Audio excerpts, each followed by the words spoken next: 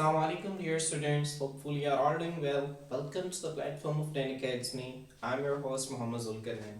तो स्टूडेंट्स आज के इस लेक्चर के अंदर हम नाइन्थ क्लास न्यू करिकुलम जो बायोलॉजी का है उसके थर्ड लेक्चर को हम स्टार्ट करेंगे। हमने इससे पिछले लेक्चर में कुछ ब्रांचेस को डिस्कस किया था, हम उसी को जो है वो आगे कंटिन्यू करेंगे। ठीक है, तो स्टूडेंट्स हमारे पास देखें जो हमारे पास जो आज का पहला टॉपिक है वो हमारे पास है मॉलिक्यूलर बायोलॉजी। स्टूडेंट्स यही जो ब्रांच है मॉलिक्यूलर बायोलॉजी इसे आपने केमिस्ट्री के अंदर भी पढ़ा होगा। केमिस्ट्री के अंदर आपने इसे किस नाम से पढ़ा है? केमिस्ट्री के अंदर इसे आपने पढ़ा है नेम ऑफ बायोकेमिस्ट्री। ठीक है, अब स्टूडेंट्स इसके अंदर हम करते क्या हैं? ठीक है, molecular biology, biology is the study of life and what is the meaning of molecular biology? Study of molecules of life. इसे हम क्या कहते हैं? मॉलिक्यूलर बायोलॉजी कहते हैं। ठीक है, अब आपको पता है कि मॉलिक्यूल्स क्या होते हैं? जब एटम्स आपस में बॉन्ड के जरिए मिलते हैं तो ये हमारे पास क्या कहलाता है? मॉलिक्यूल कहलाता है। ठीक है, तो मॉलिक्यूलर बायोलॉजी में भी हमारे पास यही है। इसमें हम क्या करते हैं? स्टडी करते हैं किसकी? Biological molecules. बायोलॉजिकल मॉलिक्यूल्स से मुराद है ऐसे मॉलिक्यूल्स जो कि जिंदा जानदारों के अंदर मौजूद होते हैं। ठीक है, मिसाल के तौर पर कार्बोहाइड्रेट्स, ठीक है, उसके बाद प्रोटीन्स और उसके बाद लिपिड्स और उसके बाद न्यूक्लिक एसिड्स। ठीक है स्टूडेंट्स, हमने केमिस्ट्री के अंदर भी इसको देखा था कि जो कार्बोहाइड्रेट्स हैं हमारे पास वो ग्लूकोज से मिलकर बने होते हैं। ठीक है, जब हमने पॉलीमर केमिस्ट्री को पढ़ा था, ठीक है, वहां पर हमने देखा था एक सेलुलोज की हमने एग्जांपल ली थी कि जो सेलुलोज है हमारे पास वो एक पॉलीमर है, वो ग्लूकोज से मिलकर बना है। तो बेसिकली जो सेलुलोज है ना वो हमारे पास कार्बोहाइड्रेट से तो है। ठीक है, तो हमारे पास सेलुलोज एक कार्बोहाइड्रेट है। इसी तरह रोटी के अंदर होती है स्टार्च जिसे हम कहते हैं, इसको हम आगे देखेंगे डिटेल से। ठीक है, वो भी हमारे पास एक कार्बोहाइड्रेट। इस तरह प्रोटीन्स ये भी एक पॉलीमर है, ये अमाइनो एसिड से मिलकर बनता है। ठीक है, हमारे पास, ठीक है, इन दोनों को हमने वहां पर इस तरह न्यूक्लिक एसिड्स को भी हमने पॉलीमर्स में देखा था। जो न्यूक्लिक एसिड है ये भी पॉलीमर है, छोटे छोटे यूनिट्स होते हैं जिन्हें हम न्यूक्लियोटाइड्स कहते हैं, ये उनके मिलने से बनता है। ठीक है, और स्टूडेंट्स हमारे पास लिपिड्स जो हैं, ठीक है, इसको हमने बायोकेमिस्ट्री के अंदर देखा था। हमारे पास इसमें ऑयली चीजें आ जाती हैं। हमारे पास देखिए कार्बोहाइड्रेट्स में जो रोटी चावल वगैरह खाते हैं सबके अंदर कार्बोहाइड्रेट्स होते हैं। प्रोटीन्स गोश्त के अंदर, दालों के अंदर, ठीक है, ये प्रोटीन्स होती हैं। लिपिड्स कहते हैं फैट वाली चीज़ों को, ठीक है, जिनसे फैट होता है, जैसे दूध की मलाई हो गई, इसी तरह आप ये समझ लें, ठीक है, अंडे की जर्दी हो गई, ठीक है, ये फैट होता है हमारे पास। ठीक है, उसके बाद न्यूक्लिक एसिड्स, ये हमारे पास डीएनए और आरएनए होते हैं। ठीक है, डीएनए हमारे पास क्या होता है? न्यूक्लिक एसिड में स्टूडेंट्स हमारे पास दो चीजें आती हैं, एक होता है डीएनए और एक होता है आरएनए। स्टूडेंट्स ये पूरा चैप्टर है हमारे पास मॉलिक्यूलर बायोलॉजी का, बायोलॉजी के अंदर, वहां पे जाके हम इसको मजीद डिटेल से देखेंगे। ठीक है, तो अभी आप सिर्फ इनके जो है वो नाम याद रखें कि मॉलिक्यूलर बायोलॉजी के अंदर हम क्या करते हैं? प्रोटीन्स, कार्बोहाइड्रेट्स, न्यूक्लिक एसिड्स, ठीक है, और लिपिड्स का जो है हम स्टडी करते हैं, मुताला करते हैं। ठीक है, अब स्टूडेंट्स मॉलिक्यूलर बायोलॉजिस्ट जो हैं वो किसको स्टडी करते हैं? वो आल्सो स्टडी करते हैं किसको? Fundamental life processes. फंडामेंटल का मतलब होता है स्टूडेंट्स बुनियादी, मतलब फंडामेंट कहते हैं बुनियाद। अब जिंदगी को बुनियादी कौन कौन से प्रोसेसेस हैं? ठीक है, मैं आपको उसकी एक एग्जांपल देता हूँ। प्रोटीन्स फॉर्मेशन, क्या प्रोटीन्स फॉर्मेशन जो है स्टूडेंट्स ये जिंदगी का एक बुनियादी प्रोसेस है। ठीक है, मतलब हमारे बॉडी के लिए चाहिए। अब ये जो प्रोटीन फॉर्मेशन है हमारे पास, ठीक है, ये इसको हम बायोलॉजिकल मॉलिक्यूलर बायोलॉजी के अंदर स्टडी करेंगे, क्योंकि प्रोटीन जो है वो एक मॉलिक्यूलर बायोलॉजिकल मॉलिक्यूल है, तो उसको मॉलिक्यूलर बायोलॉजी के अंदर स्टडी करेंगे। प्रोटीन्स हमारे जिस्म के अंदर बहुत जरूरी हैं। प्रोटीन्स हमारी बॉडी के अंदर बहुत सारे काम करते हैं जो कि हमारी बॉडी के लिए बहुत जरूरी हैं। ठीक है, तो वो हमारे पास जो है वो कौन करते हैं? प्रोटीन्स करते हैं। ठीक है, तो फंडामेंटल लाइफ प्रोसेस में एक हमारे पास क्या आ जाएगा? Proteins formation. ठीक है स्टूडेंट्स, हमारे पास दूसरा है डेवलप करते हैं ड्रग्स को। स्टूडेंट्स ड्रग्स किससे कहते हैं? मैंने आपको पहले बताया था कि बायोलॉजी के अंदर जब कभी भी जो है वो लफ्ज ड्रग्स आ जाए जिसका मतलब हमारे पास क्या है? मेडिसिन है, इसका मतलब है अद्वयात। ठीक है, तो मॉलिक्यूलर बायोलॉजिस्ट क्या करते हैं? हमारे पास ड्रग्स को डेवलप करते हैं, अद्वयात को बनाते हैं। समझ आ रही? पहले वो जो है बुनियादी लाइफ के प्रोसेसेस को मुताला करते हैं, दूसरा काम वो क्या करते हैं? वो ड्रग्स बनाते हैं, और तीसरा काम क्या करते हैं? वो क्रिएट करते हैं जेनेटिकली मॉडिफाइड ऑर्गेनिजम्स। स्टूडेंट्स इनको हम जीएमओ कहते हैं। क्या कहते हैं? जीएमओ। जीएमओ का मतलब क्या है? Genetically modified organism. स्टूडेंट्स मैं आपको इसको समझाता हूँ। हमारे पास इलेट्स वो एक जानदार है हमारे पास, ठीक है, आपको बैक्टीरिया है, इसके अंदर ना हमारे पास एक चीज होती है, इसे हम कहते हैं डीएनए। क्या कहते हैं स्टूडेंट्स? डीएनए। डीएनए का मतलब मैंने आपको पिछले लेक्चर के अंदर बताया था, डीऑक्सीराइबो न्यूक्लिक एसिड। क्या होता है? Deoxyribo nucleic acid. ठीक है, हमारे जिस्म के अंदर एक वरासती मादा है, ठीक है, जो कि वालिदैन से बच्चों के अंदर मुंतकिल होता है। ठीक है, जिससे खसूसियात जो है वालिदैन से बच्चों में मुंतकिल होती हैं, इसे हम कहते हैं डीएनए, डीऑक्सीराइबो न्यूक्लिक एसिड। ठीक है, अब स्टूडेंट्स फर्ज करें हम इसका डीएनए निकाल कर, ठीक है, इसका डीएनए हमने निकाल दिया और बाहर से हमने इसकी जगह पर कोई और डीएनए ऐड कर दिया है। ठीक है, अब इसके अंदर जो है अब इसका देखें स्टूडेंट्स, जो हमारे पास इसका डीएनए जो है वो मॉडिफाई हो गया। मॉडिफाई का मतलब होता है तब्दील होना, ठीक है। ये जो डीएनए है ना, इसे जेनेटिक, ठीक है, इसे जेनेटिक मेकअप कहते हैं, मतलब ये जीन्स को बनाता है, ठीक है। जीन्स क्या होते हैं मैंने आपको बताया था, ठीक है, पार्ट ऑफ डीएनए जो है उसे हम जीन कहते हैं, ठीक है। तो हमारे पास जो है ये जेनेटिक मेकअप है, ये जीन को बनाता है, जो कि इसका जीन जेनेटिक मेकअप यानी डीएनए चेंज हो गया है, मॉडिफाई हो गया है, तो इसी वजह से अब ये जो जानदार है ये क्या बन गया है, genetically modified organism. Genetically modified organism से मुराद ऐसे जानदार हैं जिनका डीएनए चेंज होता है, जिनका डीएनए जो है वो तब्दील शुदा होता है, जिनका डीएनए किसी दूसरे जानदार के डीएनए, ठीक है, जिनका डीएनए निकाल कर किसी दूसरे जानदार का डीएनए उनमें लगा दिया जाता है। इन्हें हम क्या कहते हैं, इन्हें हम कहते हैं जेनेटिकली मॉडिफाइड ऑर्गेनिज्म। और इन सब में हमारे पास जो है मॉलिक्यूलर बायोलॉजी जो है उसको स्टडी करते हैं, समझ आ रही। अब स्टूडेंट्स, ये जो जेनेटिकली मॉडिफाइड ऑर्गेनिजम्स है मैं आपको इसका थोड़ा सा बता दूं। अब जीन्स चेंज क्यों किए जाते हैं स्टूडेंट्स, बहुत बात हमारे पास ऐसा होता है, आपको पता है कि हमारे जिस्म के अंदर जितनी भी खसूसियात हैं वो सारा डीएनए कंट्रोल करता है, और डीएनए के छोटे छोटे हिस्सों को हम क्या कहते हैं, जीन्स कहते हैं, ठीक है।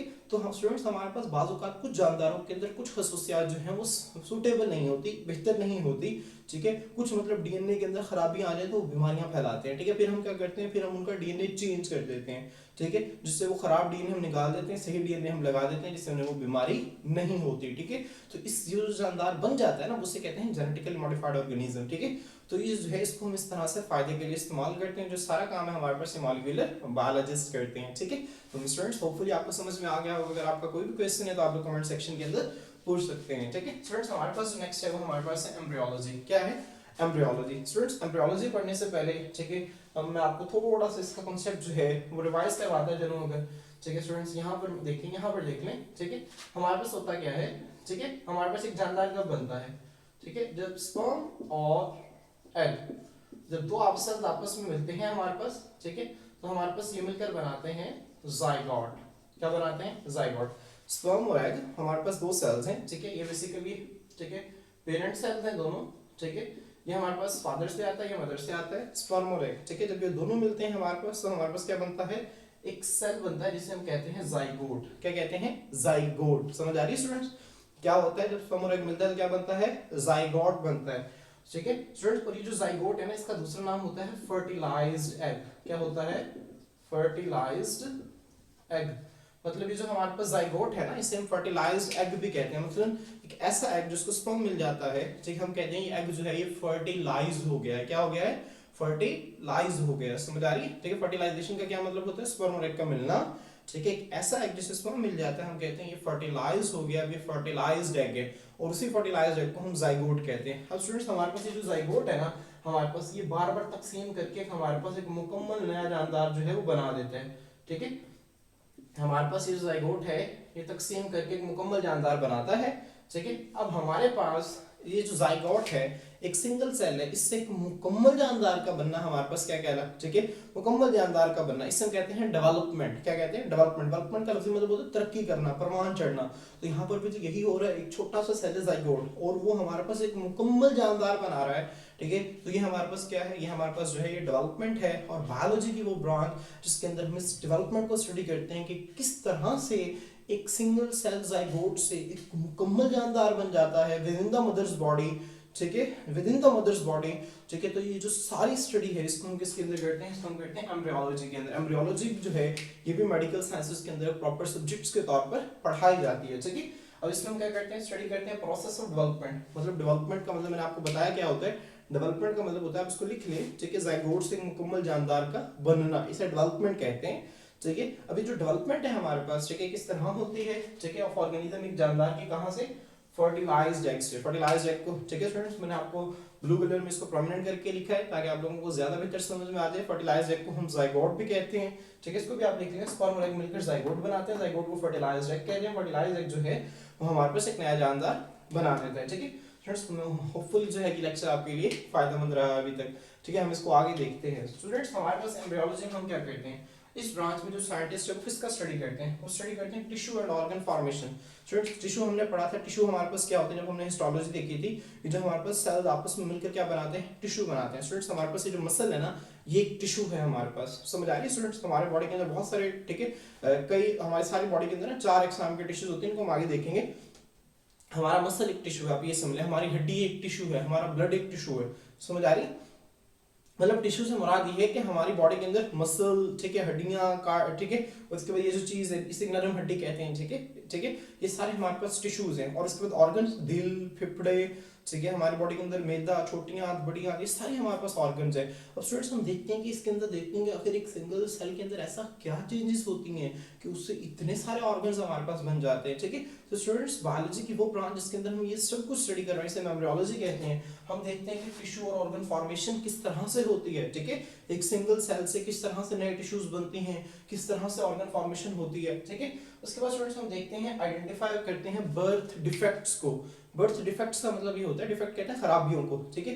बर्थ का मतलब होता है पैदाइश से, ठीक है। हमारे पास स्टूडेंट्स बहुत सारे ऐसे मौके होते हैं जहाँ पर पैदाइश के वक्त जो है वो खराबियां आ जाती हैं, ठीक है, इन्हें हम बर्थ डिफेक्ट्स कहते हैं, ठीक है। मिसाल के तौर पर, ठीक है, पैदाइश के वक्त जो है वो किसी की उंगलियां जो है वो आपस में मिली रह जाती हैं, ठीक है, एक बर्थ डिफेक्ट है, ठीक है। किसी की 6 उंगलियां हो जाती हैं, ये एक बर्थ डिफेक्ट है, ठीक है। किसी के माउथ के अंदर यहाँ पर सुराख होते हैं, ठीक है, ये एक बर्थ डिफेक्ट है। समझ आ रही है स्टूडेंट्स, ठीक है। तो हम इस एम्ब्रियोलॉजी में हम क्या करते हैं, ठीक है, किसी को सही से नजर नहीं आता पैदाइश के वक्त, ठीक है, उनकी आंख सही से बनी नहीं होती, ये एक बर्थ डिफेक्ट है, ठीक है। तो हम पैदाइश के वक्त एम्ब्रियोलॉजी के अंदर जो है वो ना सिर्फ टिश्यू और ऑर्गन फॉर्मेशन का मुताला करते हैं, बल्कि हम बर्थ डिफेक्ट्स को देखते हैं, तो पैदाइश के वक्त जो है वो खराबियां आ सकती हैं, ठीक है।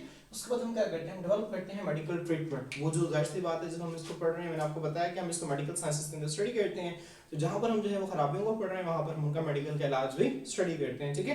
तो स्टूडेंट्स होपफुली आपको एम्ब्रियोलॉजी की समझ आ गई होगी। एम्ब्रियोलॉजी क्या है मैं इसको फौरन से बता देता हूँ। हमारे पास क्या, जब स्पर्म एग आपस में मिलते हैं तो जाइगोट बनाता है। जाइगोट एक फर्टिलाइज्ड एग है, क्या है, फर्टिलाइज्ड एग। अभी जो फर्टिलाइज्ड एग है हमारे पास, ठीक है, ये आगे हमारे पास एक नया जानदार, मुकम्मल जानदार बनाता है। अब उस फर्टिलाइज्ड एग से एक मुकम्मल जानदार बनना डेवलपमेंट कहलाता है। बायोलॉजी की वो ब्रांच जिसमें हम उस सारे डेवलपमेंट के प्रोसेस को स्टडी करते हैं, इसको हम क्या कहते हैं, इसको हम कहते हैं एम्ब्रियोलॉजी कहते हैं। क्या कहते हैं, एम्ब्रियोलॉजी कहते हैं। स्टूडेंट्स होपफुली आपको समझ आ रही है, ठीक है।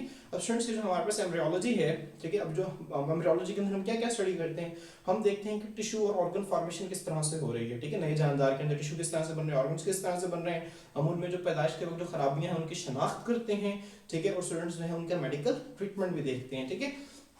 स्टूडेंट्स हमारे पास नेक्स्ट ब्रांच है बायोलॉजी की, जिसको हमें स्टडी करना है, वो हमारे पास है पैलेंटोलॉजी। क्या है, पैलेंटोलॉजी। स्टूडेंट्स हमारे पास यहाँ पर, ठीक है, पैलेंटो का मतलब होता है फॉसिल्स। क्या होता है, फॉसिल्स। और लॉजी कहते हैं स्टडी ऑफ, किसको कहते हैं, स्टडी ऑफ। तो पैलेंटोलॉजी का मतलब क्या हो गया, स्टडी ऑफ फॉसिल्स। क्या है, स्टडी ऑफ फॉसिल्स। स्टूडेंट्स अभी जो फॉसिल्स है ये शायद आप लोगों ने पहले नाम नहीं सुना होगा। फॉसिल्स हम किससे कहते हैं, स्टूडेंट्स हम कहते हैं फॉसिल्स जो है ना, मैंने आपके लिए डेफिनेशन लिखी है, आपके बुक में साइड बॉक्स में डेफिनेशन लिखी है, आपने इसको मार्क कर लेना है, ठीक है। ये 2 छोटे-छोटे पैराग्राफ्स में डेफिनेशन, इसको आपने अच्छी तरह से लिखना है। मैंने आपके फायदे के लिए यहाँ पे लिख दिया है। फॉसिल्स क्या होते हैं स्टूडेंट्स, फॉसिल्स हम कहते हैं, fossils are the remains. Remains का मतलब होता है बकाया जात, रिमेनिंग जिस तरह से होता है ना, ठीक है। मिसाल के तौर पर आपने शॉपकीपर को 100 रुपीज दिए, ठीक है, उसने आपको जो है वो 20 का आपको चीज दे दी, बाकी आपके रिमेनिंग कितने बचे, 80 रुपीज। रिमेनिंग का मतलब होता है बाकी रह जाना, ठीक है। हमारे पास रिमेन्स बकाया जात ऑफ द प्लांट्स, पौधों के, एंड एनिमल्स और जानवरों की, ठीक है। समझ आ रही है, फॉसिल्स क्या है, रिमेन्स है प्लांट्स के और एनिमल्स के, ठीक है, दैट वर प्रिजर्व। प्रिजर्व का मतलब होता है स्टूडेंट्स महफूज करना, जो कि महफूज हो गए थे। कहाँ पर महफूज हो गए थे, इन रॉक्स, चट्टानों के अंदर, एंड अदर जियोलॉजिकल फॉर्मेशंस, और जो दूसरी जमीन की, ठीक है, जमीन की जो अशिया हैं वहां पर। स्टूडेंट्स हमारे पास होता क्या था, एक अंदाजा के मुताबिक, ठीक है, साइंसदानों का ये कहना है, ठीक है, साइंटिस्ट का ये मानना है, इसे एवोल्यूशन कहते हैं। हमारे पास दुनिया जो दुनिया है, ठीक है, इसमें जो जिंदगी है वो तकरीबन 3.5 अरब साल पहले एग्जिस्ट करती है, 3.5 बिलियन ईयर्स अगो, ठीक है। ये बिलियन जो है ये बहुत बड़ा डिजिट है, इतने पहले जिंदगी एग्जिस्ट करती थी। और तब हमारे पास जो सबसे पहला जो जानदार हमारे पास दुनिया में एग्जिस्ट करता था ना हमारे पास, वो एक बैक्टीरिया था। उस बैक्टीरिया को कहते हैं सियानोबैक्टीरिया। क्या कहते हैं, सियानोबैक्टीरिया। स्टूडेंट्स क्या कहते हैं इसे, सियानोबैक्टीरिया, ठीक है। यही वो कहते हैं जो सबसे पुराने जो हैं, ठीक है, ठीक है, जो बैक्टीरिया जो दुनिया में एग्जिस्ट करता था वो सियानोबैक्टीरिया था। फिर उनका कहना है कि वक्त गुजरता गया, तब्दीलियां आती गई, लाखों करोड़ों साल गुजरे, उस बैक्टीरिया के अंदर कुछ तब्दीलियां आई, उनसे नई तरह के सेल्स बने, फिर उनसे जो है वो आगे नई तरह के जानदार बनते गए। और आज हमारे पास दुनिया में जितनी भी तरह के जानदार हैं वो सब के सब आपस में एक दूसरे के साथ जुड़े हुए हैं। और वो सब के सब अगर देखा जाए ना, उनका शजरा नसब देखा जाए कि वो कहाँ से इवॉल्व हो रहे हैं, तो वो सारे के सारे उसे एक बैक्टीरिया से जो है वो बनकर आ रहे हैं। ठीक है स्टूडेंट्स, इसे हम एवोल्यूशन कहते हैं। ये बायोलॉजी के अंदर जो है इसको बिलीव किया जाता है और इसी की बेस पर बहुत सारी थ्योरीज हैं स्टूडेंट्स। ये जो है सिर्फ एक थ्योरी है जो एवोल्यूशन के नाम से बायोलॉजी के अंदर पढ़ाई जाती है। ठीक है, तो स्टूडेंट्स अब इसमें हम क्या करते हैं, जब हम इसको ट्रेस करते हैं हम कहते हैं कि फर्स्ट करें कि हम अब देखें ना, जब स्टूडेंट्स ये बिल्कुल इसी तरह से जिस तरह हम कहते हैं कि ठीक है आप हैं, आपके वालिद का नाम क्या है, आपके दादाजी का नाम क्या है, फिर उनके वालिद का नाम क्या है, फिर उनके वालिद का नाम क्या है, हम क्या करते हैं हम पूरी एक सीरीज ड्रॉ कर लेते हैं। ठीक है, हमें एंड तक रिलेशन मिल जाता है। इसी तरह जो है हम यहाँ पर क्या करते हैं, हम चीज़ों के दरमियान लिंक कायम करते हैं। ठीक है, किसकी मदद से, फॉसिल्स की मदद से। ठीक है स्टूडेंट्स, फॉसिल्स का अगर मैं आपको वैसे बता दें बकाया जात क्या होता है स्टूडेंट्स, फर्ज करें एक जानदार है। ठीक है, डायनासोर्स यहाँ पे मिसाल दी गई है। डायनासोर्स जो है हमारे पास, ठीक है डायनासोर्स जो है उनकी डेथ हो गई, वो जमीन के अंदर गड़ गए। अब उनका गोश्त जो है वो तो गल सड़ गया होगा, लेकिन उनकी हड्डियां जो है वो तो मजबूत थी, वो हमारे पास जो है वो सही सलामत है। और हर साल जो है बहुत बड़े पैमाने पर जो है वो डायनासोर्स की जो फॉसिल्स है इनको जमीन से निकाला जाता है। ठीक है, इनकी हड्डियों को निकाला जाता है। जब उनकी हड्डियों को निकाला जाता है वो उनके बकायाजात रह गए हैं। अब वो बकायाजात कहाँ पर है, वो चट्टानों के अंदर दबे हो सकते हैं। हमारे पास एक जानदार की डेथ होती थी, वो जमीन के अंदर गड़ जाता था। ठीक है, फिर आहिस्ता आहिस्ता उसके ऊपर मिट्टी की एक तह जमना शुरू हो जाती थी और वो इस तरह से नीचे दब जाता था। फिर दूसरे जानदार की डेथ हुई, उसके ऊपर, फिर वो उसके ऊपर, इस तरह जमीन को खोद कर वो नीचे से चट्टानों में से वो जानदारों के बकायाजात को निकालते हैं, तो उन्हें पता चल जाता है कि जानदार जो है वो कितना पुराना है। ठीक है, जो स्टूडेंट्स ये पौधों के भी फॉसिल्स हो सकते हैं और जानवरों के भी फॉसिल्स हो सकते हैं। अक्सर जानवरों के फॉसिल हमें इस तरह से मिलते हैं कि उनका सिर्फ जो है वो निशान रह जाता है। मिसाल के तौर पे अपना हाथ है, मैं मट्टी के ऊपर रखूंगा, मट्टी में मेरा निशान है, मेरा हाथ का निशान पड़ जाएगा। ठीक है, तो स्टूडेंट्स जो है वो निशान इस तरह से रह जाता है। सारा जानवर जो है वो गल सड़ जाता है, तो उसका निशान रह जाता है। उसके निशान को साइंटिस्ट जो है वो क्या करते हैं, उसके निशान को कॉपी कर लेते हैं, वहां से उठा लेते हैं और उससे जो है वो बताते हैं कि इस किस्म का एक जानदार जो है वो दुनिया में पहले एग्जिस्ट करता था।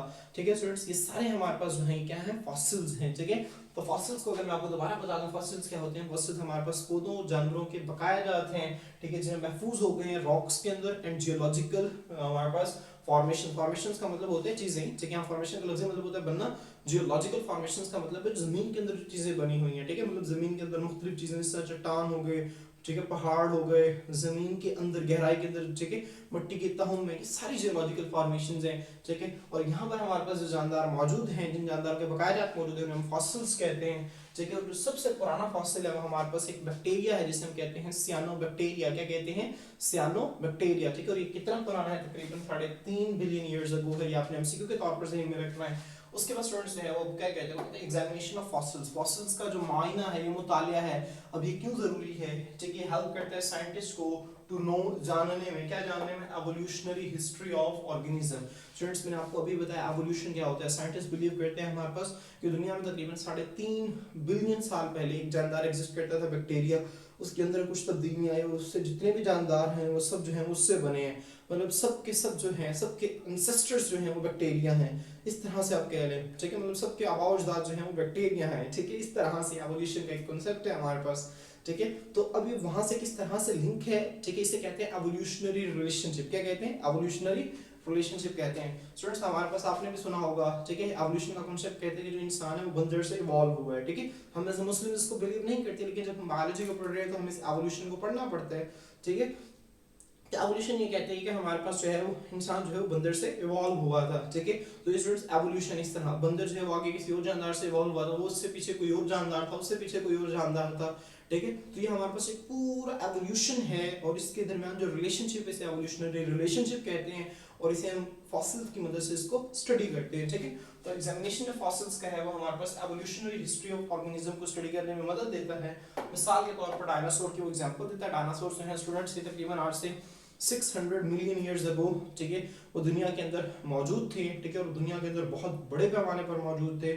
ठीक है, उसके बाद उसके मुतालिक बहुत सारी थ्योरीज हैं किस तरह से तबाह हुए। ठीक है, लेकिन ये था कि दुनिया के अंदर जो है वो बहुत बड़े पैमाने पर जो है जिस तरह इंसान जो है दुनिया के अंदर कसरत से पाए जाते हैं, इस तरह उस दौर में डायनासोर जो थे वो दुनिया के अंदर मौजूद थे। और डायनासोर आपको पता है वो हमारे पास रेप्टाइल्स हैं। क्या है, रेप्टाइल्स है। रेप्टाइल्स का मतलब होता है रिंग कर चलने वाले जानदार। ठीक है, आपने डायनासोर का स्ट्रक्चर देखा, उनके पीछे 2 पाँव होते हैं, आगे 2 पाँव उठे होते हैं। ठीक है, और उनकी बड़ी टेल होती है। ठीक है, वो इस तरह से चलते हैं। ठीक है, और रेप्टाइल्स है हमारे पास, और जाइंट का मतलब होता है बहुत बड़ा, जाइंट कहते हैं बहुत बड़े को। ठीक है, तो हमारे पास जो कहते हैं जो डायनासोर के फॉसिल्स हैं ये एविडेंस, ठीक है, शवाहिद प्रोवाइड करते हैं। ठीक है, प्रूफ प्रोवाइड करते हैं किसका, जाइंट रेप्टाइल्स, बड़े बड़े रेप्टाइल्स का।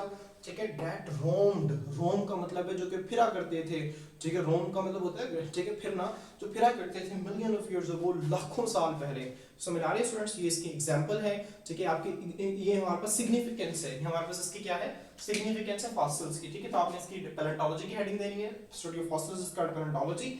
ये हमारे पास इसकी सिग्निफिकेंस की हेडिंग देनी है आपने यहाँ से लेकर, ठीक है, बुक के ऊपर आप निशान लगा लीजिएगा। हमारे पास ये किसकी हेडिंग है, सिग्निफिकेंस की हेडिंग हो जाएगी, ठीक है, और वो हमारे पास फॉसिल्स की डेफिनेशन और वो आपसे एग्जांपल हो जाएगी, ठीक है।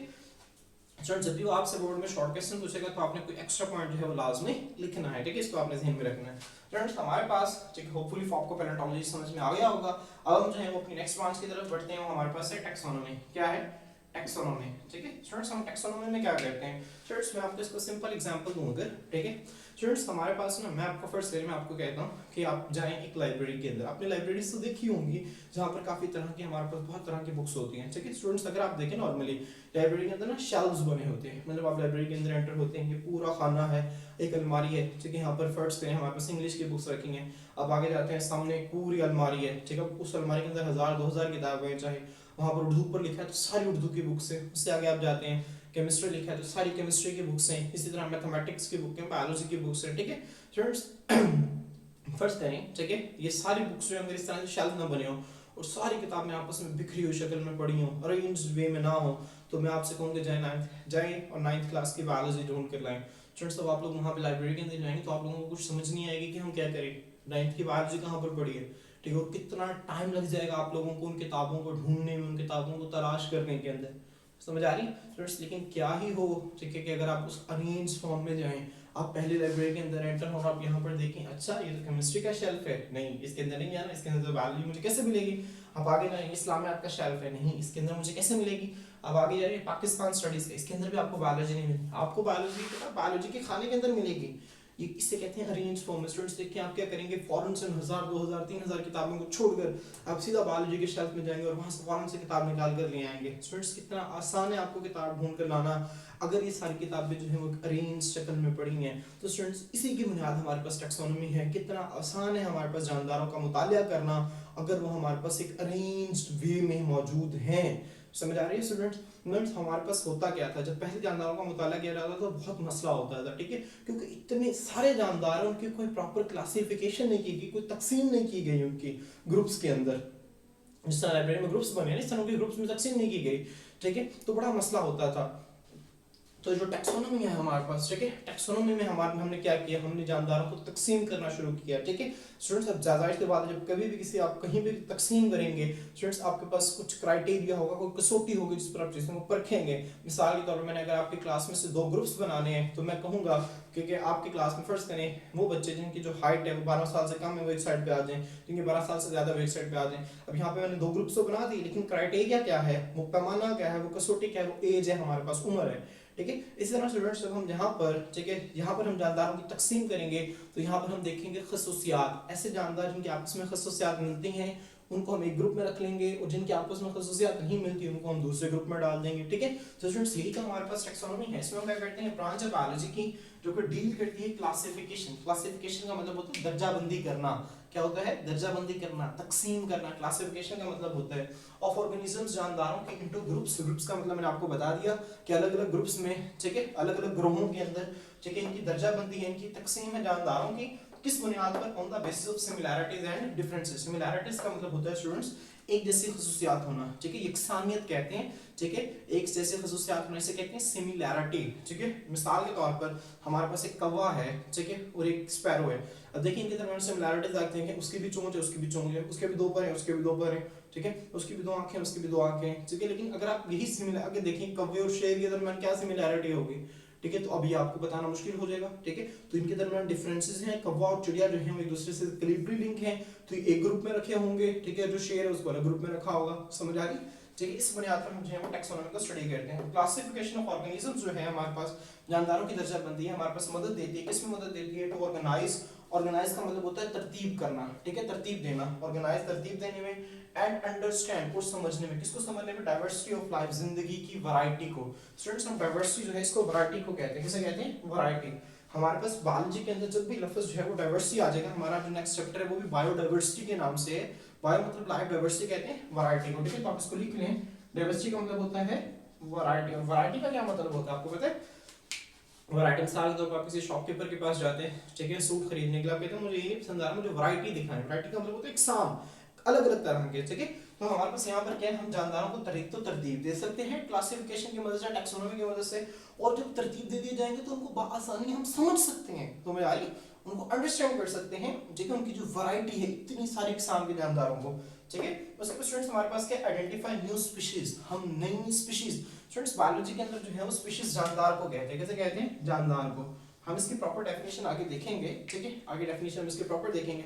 अब सिर्फ आप इस तरह याद रखेंगे, स्पीशीज जानदार को कहते हैं, मिसाल के तौर पर, ठीक है, इंसान एक स्पीशी है, कैट एक स्पीशी है, डॉग एक स्पीशी है, ठीक है। आप इस तरह से ध्यान में रखें, इसकी प्रॉपर डेफिनेशन जो है हम आगे डिटेल से देखेंगे, ठीक है। तो मैं भी इस पर ज्यादा, क्योंकि ज्यादा लंबा हो जाएगा, ठीक है, तो आप स्पीशीज का सिर्फ ध्यान में रखें कि जानदार को कहते हैं, ठीक है। तो स्टूडेंट्स हमारे पास इसमें नए जानदारों का हम क्या करते हैं, शनाख्त करते हैं, आइडेंटिफाई का हम बोलते हैं शनाख्त करना, और स्टडी करते हैं एवोल्यूशनरी रिलेशनशिप्स। एवोल्यूशनरी रिलेशनशिप्स मैंने आपको बता दिया, जाहिर सी बात है, जब जानदार जो है ऐसी जानदार जिनकी खसूसियत, स्टूडेंट्स देखें मैं आपको सिंपल बताता हूँ, फर्ज करें अगर आप में से, ठीक है, दो भाई हैं, ठीक है, और आप बाहर जाएं और आप, ठीक है, और लोग कहते हैं कि देखिए आपकी शक्ल तो मिलती है, आप दोनों एक दूसरे के भाई हैं, वो आपसे वैसे ही पूछ लेते हैं, क्यों?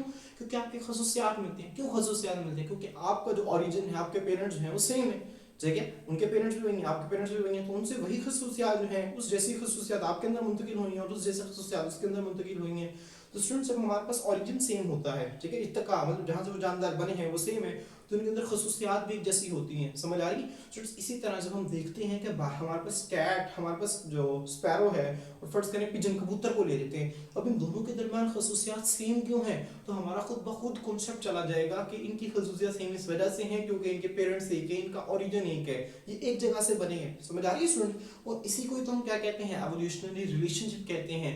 एवोल्यूशनरी रिलेशनशिप यही कहता है कि हमारे पास एक जानदार है, उसी के हमारे पास तब्दीलियां आई हैं उसी के अंदर, और उसी से हमारे पास बाकी जितने भी नए जानदार हैं वो सब उसी से बने हैं, ठीक है। तो इसे हम स्टडी एवोल्यूशनरी रिलेशनशिप्स कहते हैं। तो उम्मीद करता हूँ कि आप लोगों को इससे भी समझ आ गया है, ठीक है। तो स्टूडेंट्स आए अब हम अपनी नेक्स्ट ब्रांच देखते हैं, वो हमारे पास है इकोलॉजी। क्या है?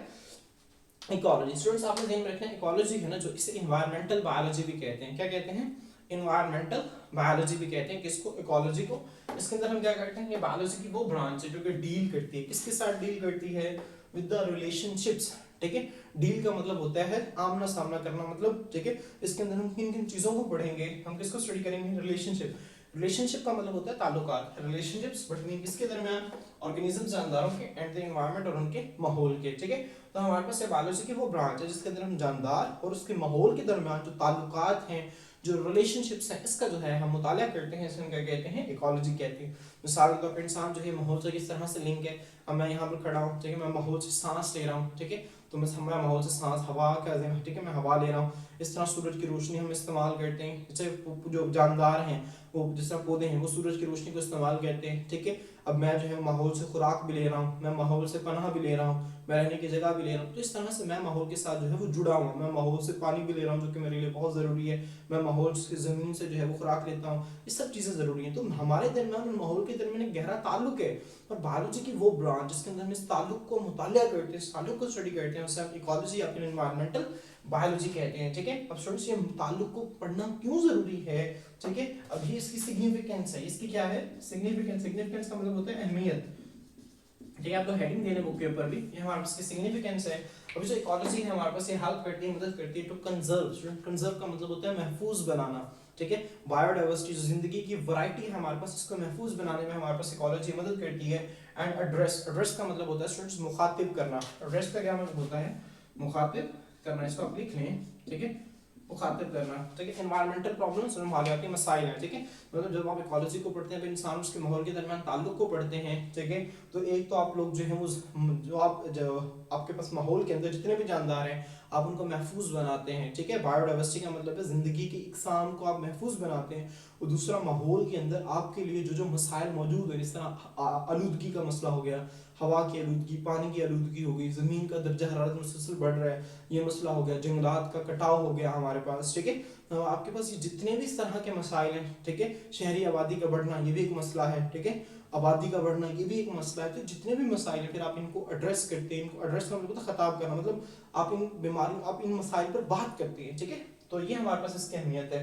मिसाल के तौर पर आपको कहता है, आपको हमारे पास यहाँ पर एक लॉजिक की आपको एक एग्जांपल देते हैं, वो कहते हैं food chain explains interconnectedness. Students, connect का मतलब होता है जुड़ना, इंटरकनेक्टेडनेस का मतलब होता है आपस में जुड़ना, समझ आ रही है? ठीक है, इंटरकनेक्टेडनेस का यहाँ मतलब है आपस में जुड़ना, इसको लिख लें आप। ठीक है, फूड चेन जो है वो हमारे पास आपस में जुड़ने को एक्सप्लेन करती है ऑफ ऑर्गेनिज्म, जानदारों के, और एनर्जी के लिए।